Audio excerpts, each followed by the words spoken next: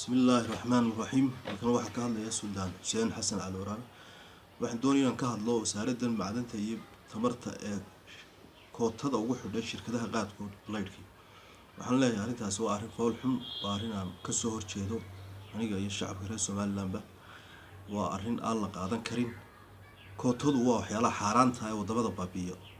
waxaanu leenahay oo caalamka ka jira suuq xorta wax la yiraahdo free market. marka suuqa xorta in la carqaladeeyo maaha, in wasaaradda macdanta iyo xukuumaddu ay shirkadaha qaarkood dhinac saaraan maaha, waa xaaraan. waan ka soo horjeednaa, wax la yeelayna maaha. marka wasiirka macdanta waxaan u soo jeedinayaa arrintaa ka noqdo, inuu shirkadaha leydhka dhex u noqdo, inaanu cid gaara garabka saarin. arrintaas waa arrin fool xun, waa arrin aan la qaadan karin. kootadu waa waxa hore inoo baabiiyey, sababtoo waxaan sharci ahayn oo xaaraana oo dadku u simeeyay oo cid gaar loo xidhayo. marka waxa la arinta ha ka noqdaan, wax la yeelayna maaha, xaqna uguma laha inay cid gaar u xidhaan.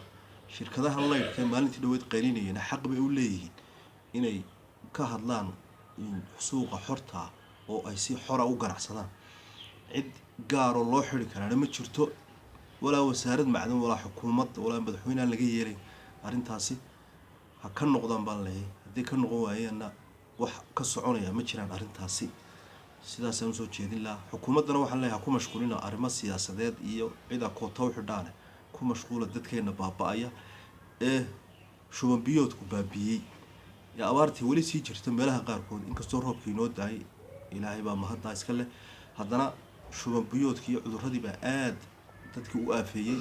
ha u gurmadaan dadkaas oo ha ka shaqeeyaan, oo siyaasaddan ay ku wareereen iyo ku jiqsiidan faraha kala baxaan, oo dadka wixii loo doortay ha u qabtaan.